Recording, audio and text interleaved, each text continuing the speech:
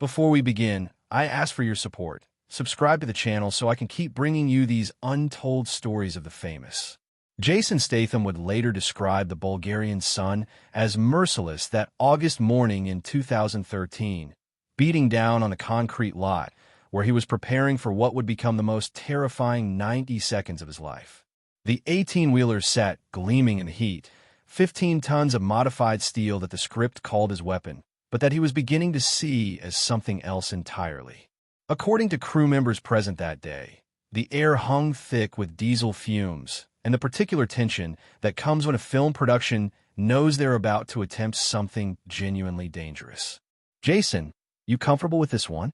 Sylvester Stallone's weathered face was creased with concern as approached.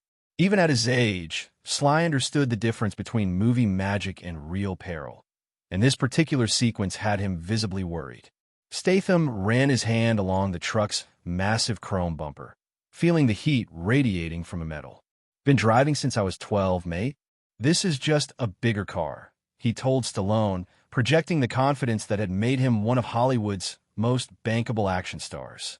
But something cold was settling in his stomach. All those years of diving competitively for England, the underground fighting in London's East End, the martial arts training since childhood, none of it had prepared him for the gnawing sensation that this particular stunt was different. This one felt hungry. The mechanics were straightforward on paper. Drive the beast down a 40-degree ramp at full speed, hit the brakes at marker 7, let momentum carry the trailer into a controlled jackknife. Standard action movie choreography that Statham had executed variations of dozens of times before. What wasn't on the script was the fact that they were filming just meters from the Black Sea, or that the truck's brake lines had been showing signs of wear that the production was hoping to squeeze just one more take from. "The water's deep here, Jason," Marcus, the Bulgarian location manager, warned in his heavily accented English. "Very deep. The locals say it drops to 40 meters just past those rocks." Statham looked out at the gray waters lapping against the concrete pier. The sea had an ominous quality to it, like it was waiting for something. But he'd been in deeper waters than this, literally and figuratively. Growing up working class in Shirebrook, selling jewelry and perfume in the markets, he learned that backing down from a challenge was the quickest way to lose everything you'd built.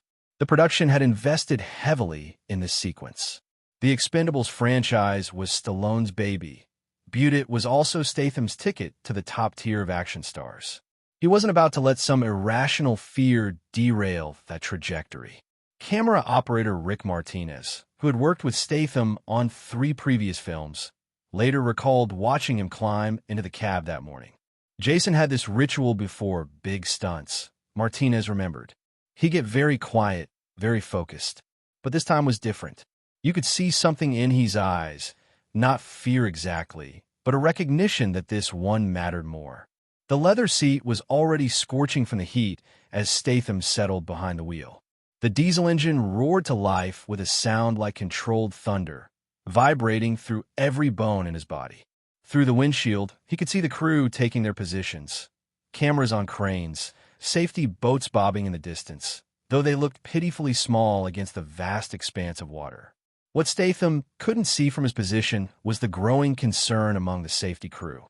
Marine Coordinator Pavel Dimitrov had been monitoring the sea conditions all morning, and the choppy waters were making boat positioning more difficult than anticipated. "We had maybe 60 seconds to react if something went wrong," Dimitrov would later tell investigators. "With those currents, 60 seconds might as well be 6. The assistant director's voice crackled through Statham's earpiece. "Rolling in 30 seconds, Jason. Remember, full speed down the ramp, brake hard at marker 7. Let physics do the rest." Physics? As if the laws of motion gave a damn about movie schedules and insurance policies. Statham had built his career on the principle that authenticity sold tickets. While other action stars relied increasingly on CGI doubles and green screen magic, he insisted on doing his own stunts whenever possible.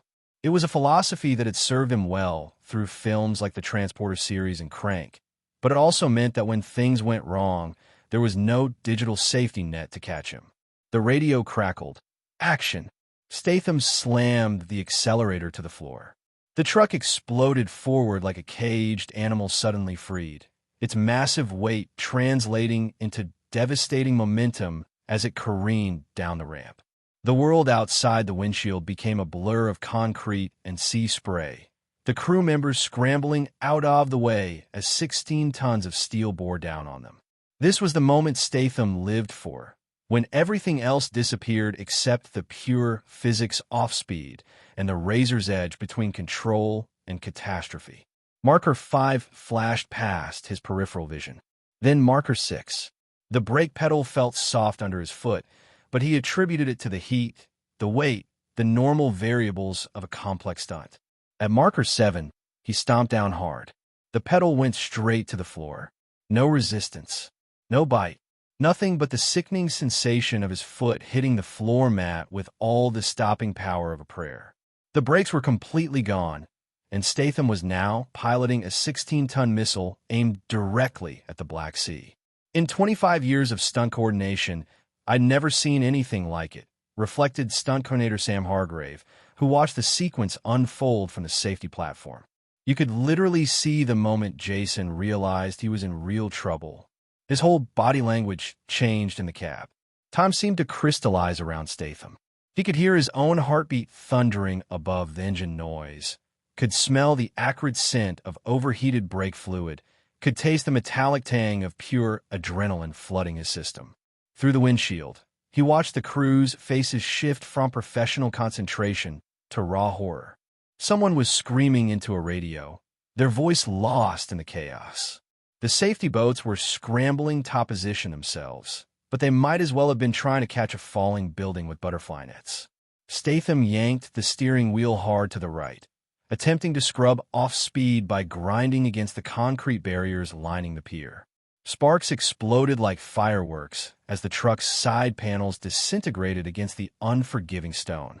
The screech of metal on concrete was deafening, but the massive vehicle wasn't slowing nearly enough. The end of the pier was rushing toward him at 60 miles per hour, and beyond it lay nothing but 40 meters soft dark water. Production assistant Sarah Chun, who was monitoring from the crane camera position, later described the moment. You could see Jason fighting for control, but it was like watching someone try to steer a falling building. The laws of physics had taken over. The truck's front wheels reached the edge of the pier and left solid ground behind. For one impossible moment, 16 tons of steel were suspended in space, defying gravity through sheer momentum. In that split second of weightlessness, Jason Statham found himself facing the ultimate test of everything built his career on. The question of whether he was truly the man he played on screen, or just another actor about to discover the difference between movie magic and brutal reality. To understand how Jason Statham ended up in that airborne truck above the Black Sea, you have to go back to a council estate in Shirebrook, Derbyshire, where a scrawny kid with a thick accent learned that your body was the only thing that couldn't be taken away from you. Born in 1967 to Barry, a house painter and lounge singer, and Eileen, a dancer, Jason grew up in a household where money was always tight but pride ran deep. Jason was always the smallest kid on the estate, recalls his childhood friend Mark Webber, who still lives in Shirebrook. But he had this thing about proving himself. If there was a wall to climb, a roof to jump from, or a fight to be had, Jason would be first in line. His mom used to say he was trying to make himself bigger through sheer bloody-mindedness. The family's financial struggles meant that young Jason learned early to hustle. By age 12, he was already working alongside his father, learning the value of hard labor. But it was the discovery of diving that would shape the philosophy that nearly killed him decades later in Bulgaria. At the local swimming pool, a coach noticed the boy's fearlessness around water and his natural athleticism despite his small frame. Jason approached diving like it was a form of combat, remembered his first coach, Margaret Thornfield, now retired. Most kids were afraid of the heights, afraid of hitting the water wrong. Jason was afraid of not pushing hard enough. He'd rather hurt himself trying something difficult than succeed at something easy. For 12 years, Statham dedicated himself to competitive diving with an intensity that bordered on obsession. He represented England at the 1990 Commonwealth Games, competing in platform diving where athletes launch themselves from 10 meters above the water, roughly 3 stories high. The sport demanded absolute precision, split-second timing, and complete trust in your body's ability to perform under pressure. Diving teaches you that hesitation kills. Statham would later explain to interviewers. You're either committed to the dive or you're going to get hurt. There's no middle ground when you're falling through space at 40 miles per hour. But Olympic dreams don't pay the bills. When his diving career plateaued, Statham found himself back on the streets of London, this time selling jewelry, perfume, and fake designer watches from a market stall. It was a period he would rarely discuss in later interviews, but friends from that time paint a picture of a young man desperately seeking a way to use his physicality to escape a life of small-time hustling. Tommy Statham, Jason's younger brother, witnessed the transformation firsthand. Jason was getting into things he shouldn't have been, Tommy recalled in a rare interview. Underground fighting, bare-knuckle stuff in East London. He'd come home with his face mashed up, claiming it was from training, but we all knew better. He was angry, frustrated. Diving had given him discipline, but when that ended, he needed somewhere to channel all that intensity. The underground fighting scene in 1990s London was brutal and unregulated. Fighters competed in warehouses and pub basements for cash purses that might pay rent for a month. It was here that Statham learned to use his compact frame and gymnastic training to outmaneuver larger opponents. More importantly, it reinforced his belief that authenticity, real pain, real risk, real consequences, was worth more than any performance.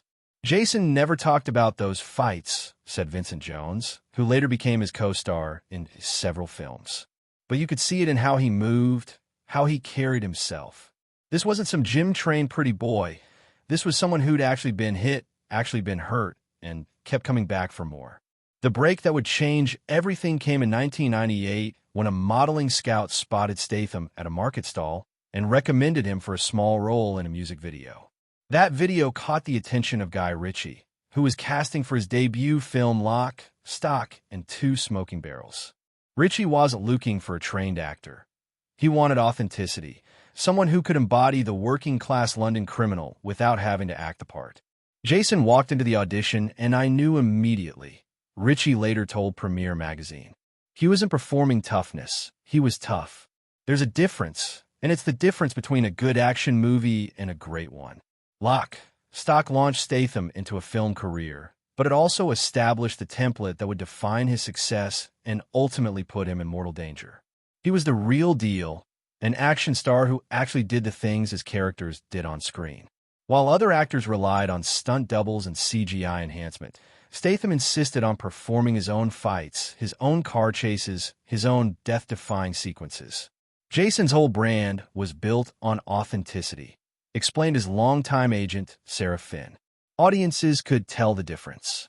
When you watched him fight or drive or jump, you knew it was really him, really happening.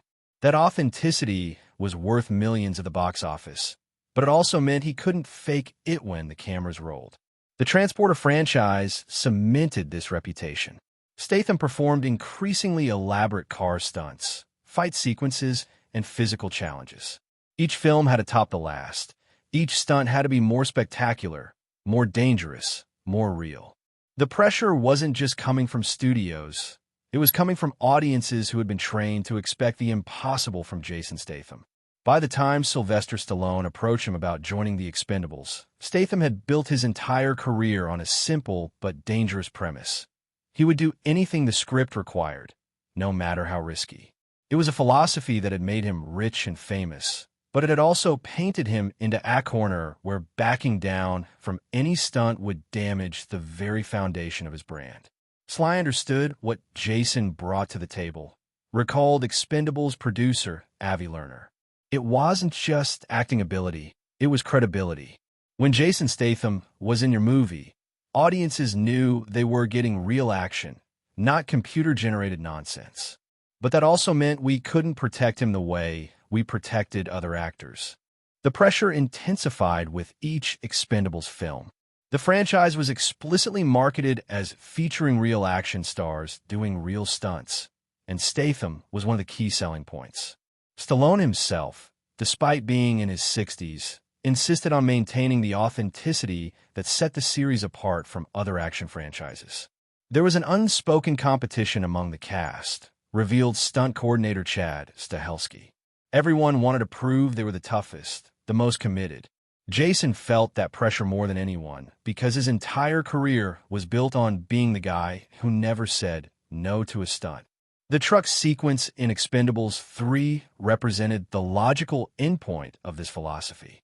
It was spectacular, dangerous, and absolutely required Statham's personal involvement to maintain the film's credibility. But it was also the kind of stunt that pushed beyond the boundaries of reasonable risk into something approaching recklessness. We all knew that truck was a death trap, admitted one crew member who requested anonymity. The brake system was questionable, the safety protocols were minimal, and we were filming next to deep water with limited rescue capability. But Jason's reputation was built on doing exactly these kinds of impossible stunts. Saying no wasn't really an option. Tommy Statham had watched his brother's career with growing concern. I kept telling him, "You're going to get yourself killed chasing these Hollywood dreams," Tommy later revealed. But Jason couldn't hear it. His whole identity was wrapped up in being the toughest guy in the room. He'd rather die than admit was scared. The family's concerns weren't unfounded. Jason had already accumulated an impressive collection of injuries. Broken bones, concussions, torn muscles, and countless minor wounds that he dismissed as occupational hazards. Each injury reinforced his belief that he could survive anything, that his body was indestructible, that fear was just another opponent to defeat.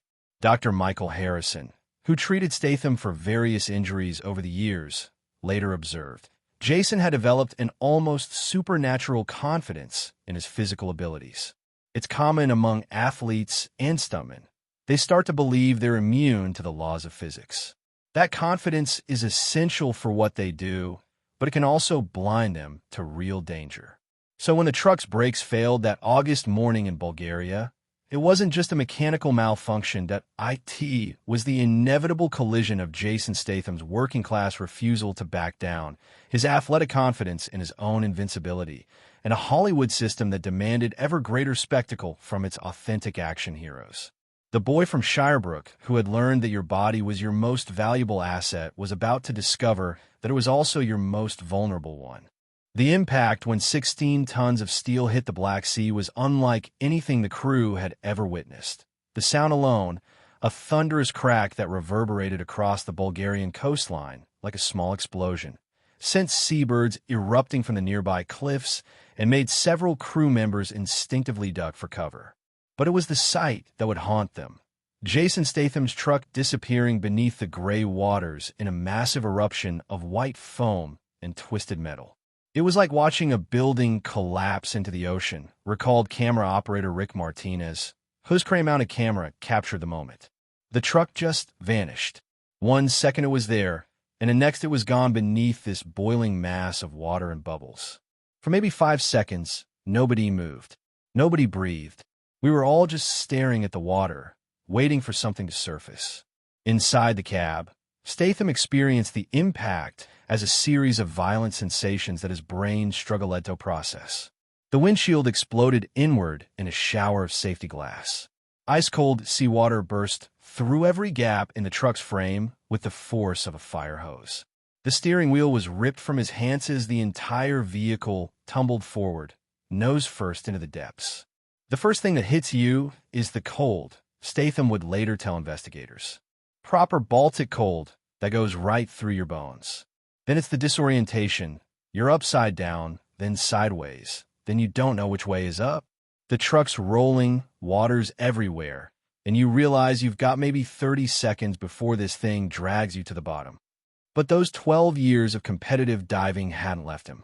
Even as panic clawed at the edges of his consciousness, muscle memory from thousands of training sessions kicked in. The first rule of any water emergency: don't waste energy fighting the inevitable.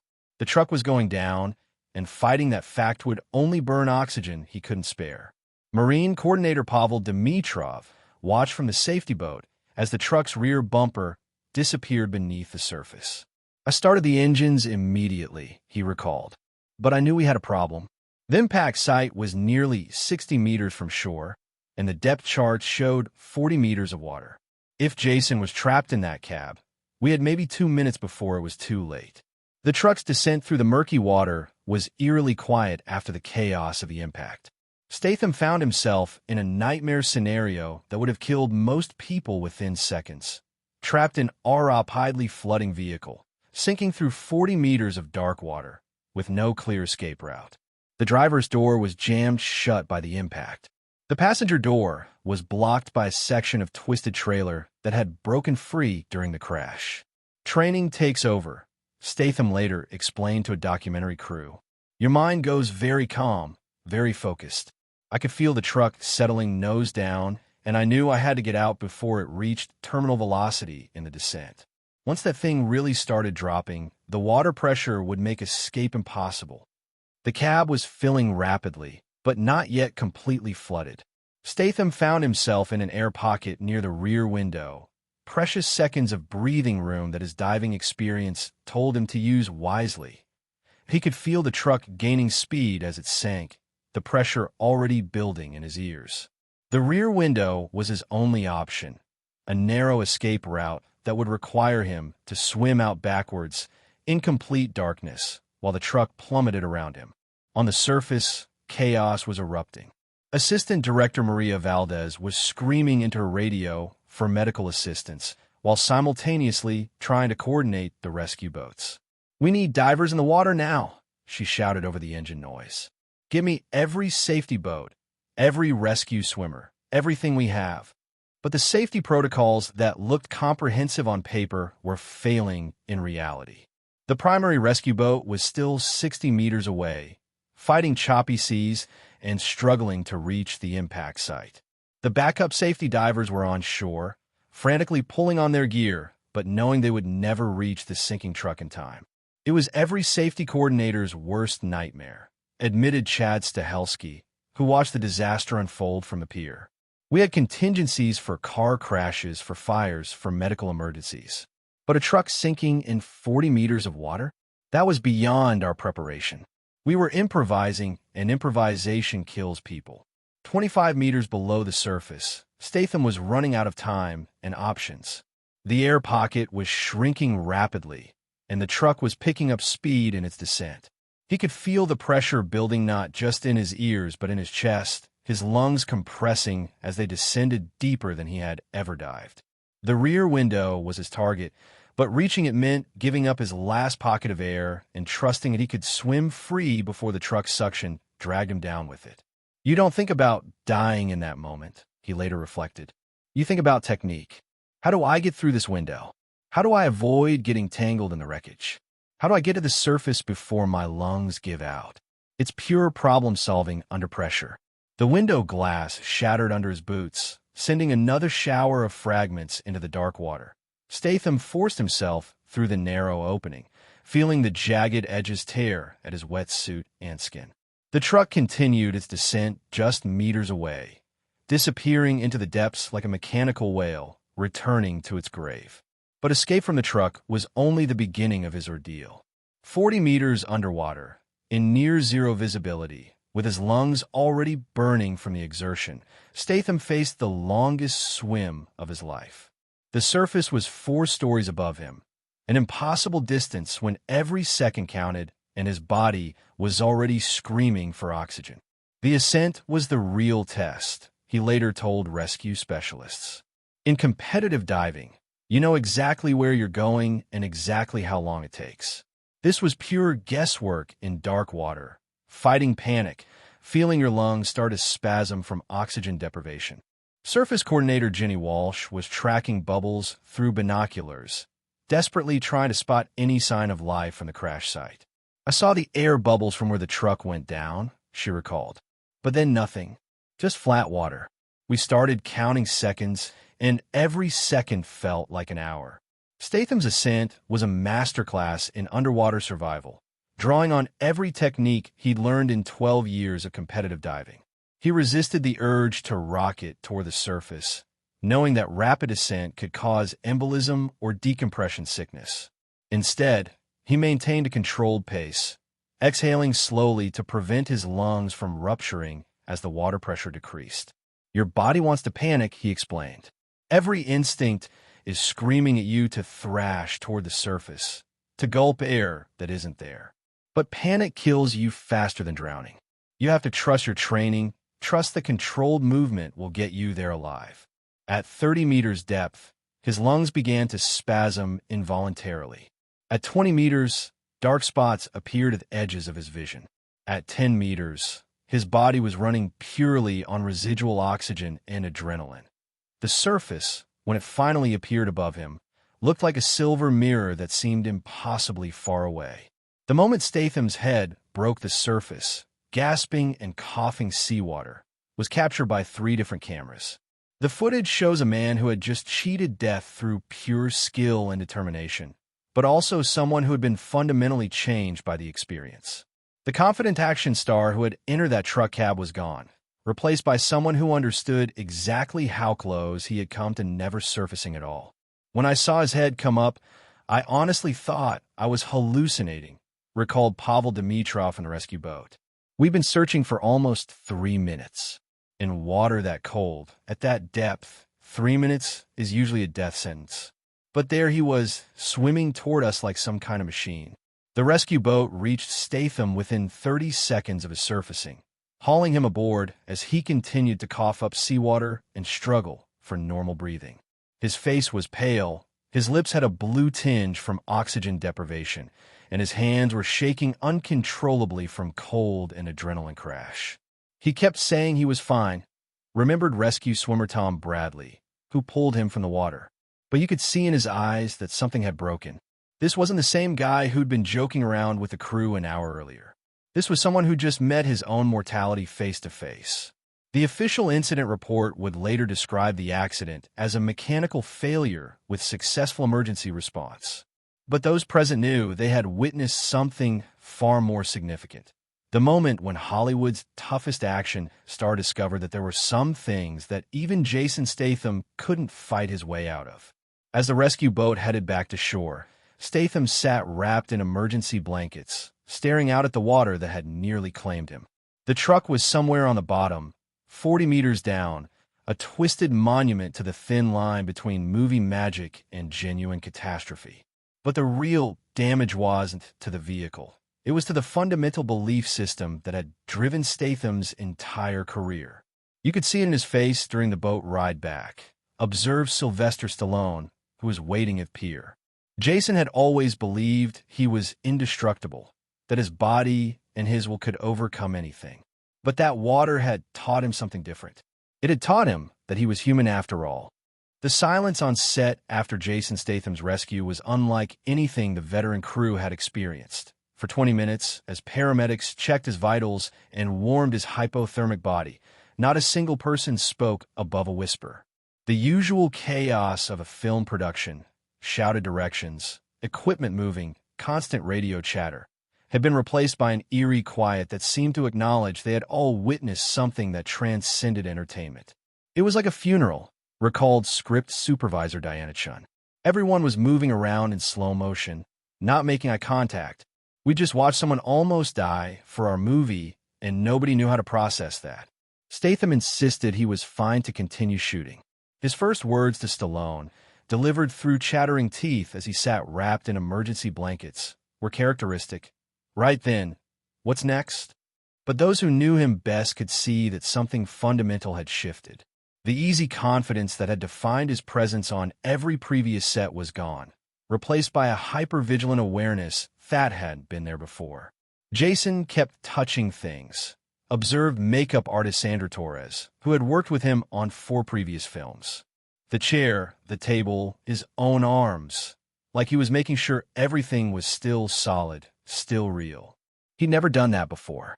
He'd always moved through the world like he owned it. Production officially shut down for the day, though Stallone privately told producers they might need a week to assess whether their star was truly capable of continuing. The official story was equipment failure requiring investigation. The unofficial story whispered among crew members, was that they had nearly killed Jason Statham, and everyone was terrified of the legal and professional consequences. Dr. Petrov, the on-set medic, conducted a thorough examination that revealed the true scope of what Statham had endured. Mild hypothermia, water in the lungs, multiple lacerations from the glass, and clear signs of nitrogen narcosis from the rapid depth changes, he reported to producers. But the psychological impact, that's what worried me most. This man had just experienced what we call intimate mortality. He'd felt death breathing on his neck. That evening, in his hotel room overlooking the Black Sea, Statham made a series of phone calls that would later prove crucial to understanding his state of mind.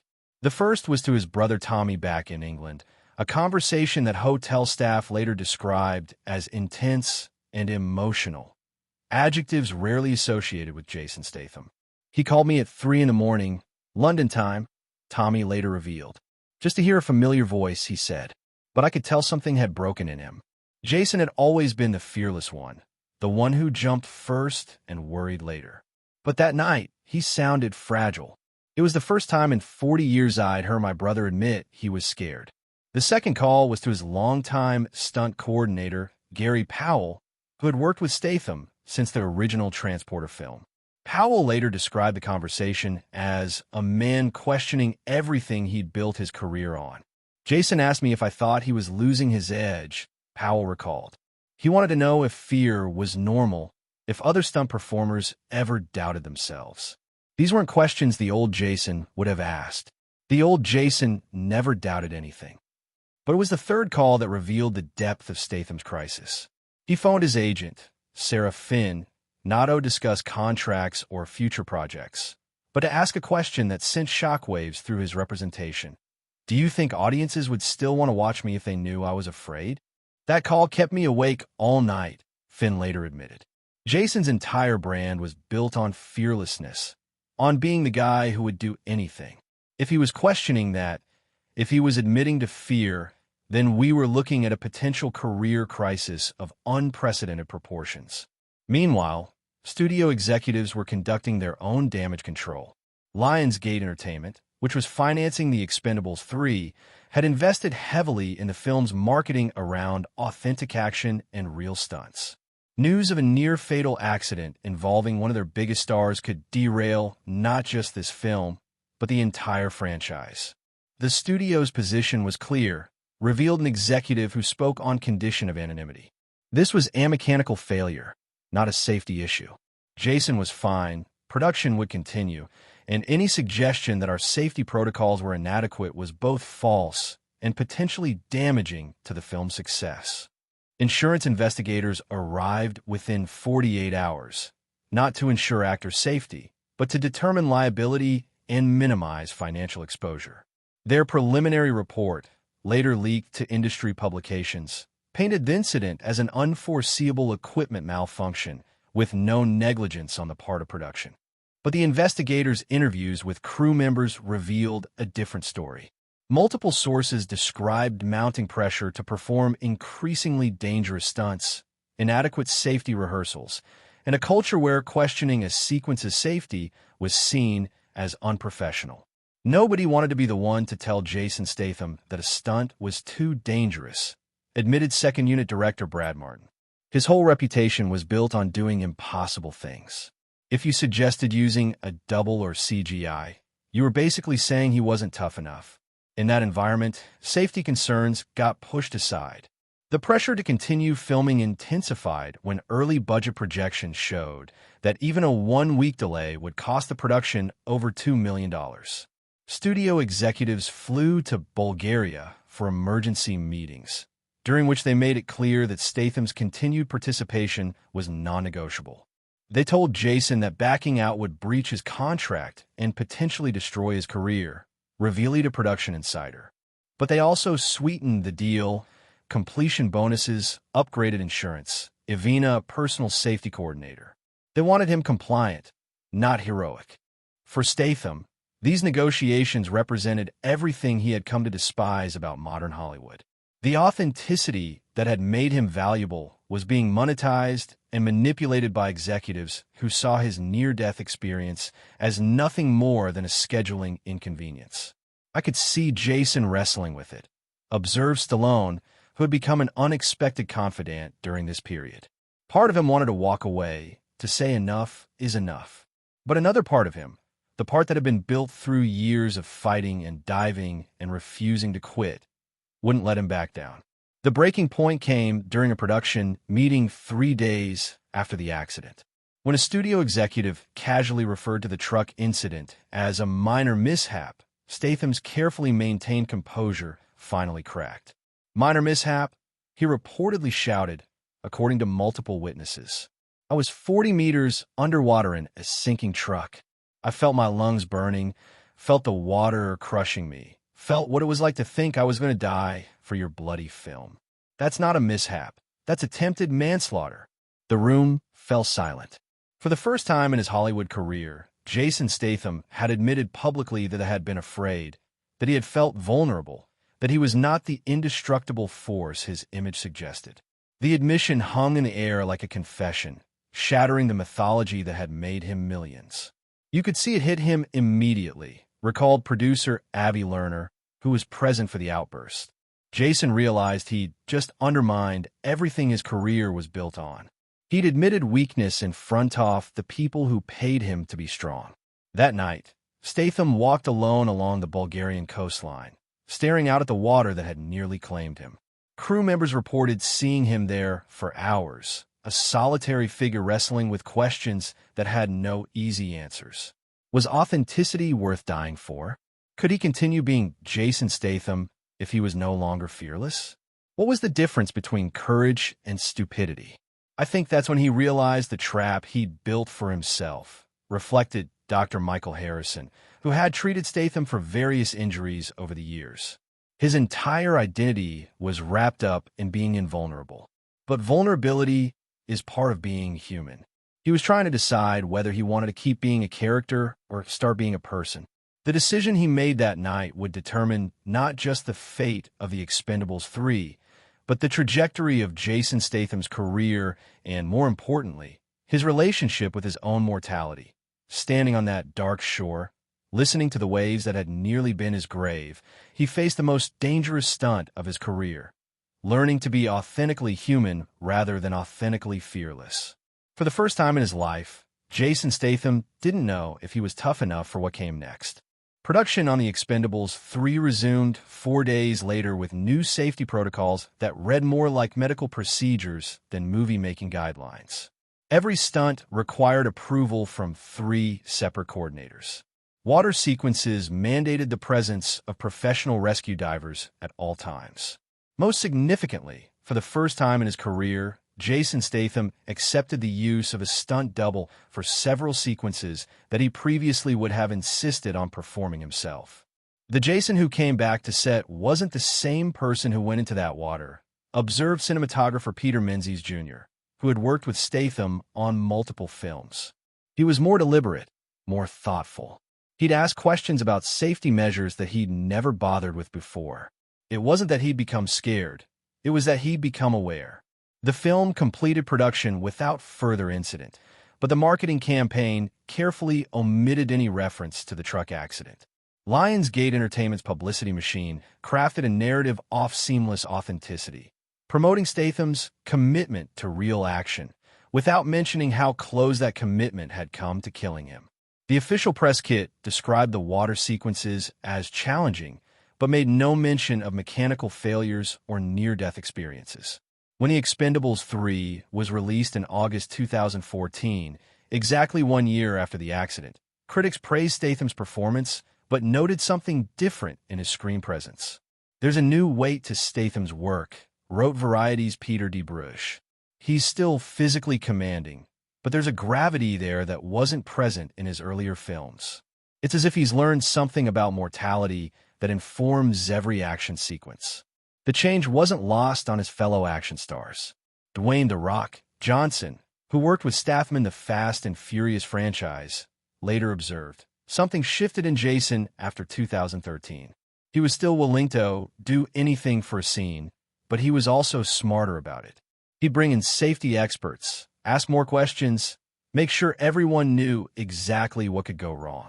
He learned that being fearless and being reckless weren't the same thing. Behind the scenes, Statham had begun a quiet reassessment of his relationship with danger. He started working with sports psychologists who specialized in high-risk athletes, exploring the psychological mechanisms that had driven him to repeatedly put his life at risk for entertainment. Dr. Jennifer Walsh, who worked with him during this period, later described his journey as learning to separate authentic courage from compulsive risk-taking. Jason realized that his need to constantly prove his toughness had become a prison, Dr. Walsh explained. The accident forced him to confront whether he was being brave or just being addicted to adrenaline. It's a distinction that many extreme athletes struggle with, but few are forced to examine as dramatically as he was. The impact extended to his personal relationships as well. Tommy Statham noticed immediate changes when his brother returned to England for Christmas 2013. He was quieter, more present, Tommy recalled. Before the accident, Jason was always planning the next stunt, the next challenge. But that Christmas, he just wanted to sit and talk. He asked about my kids, about Mum's health, about things he'd never seemed to have time for before. Perhaps most significantly, Statham began to speak more openly about fear and vulnerability in interviews, abandoning the impenetrable tough guy persona that had defined his public image for over a decade. In a 2015 interview with Men's Health, he made a statement that would have been unthinkable before the accident. Fear isn't the enemy.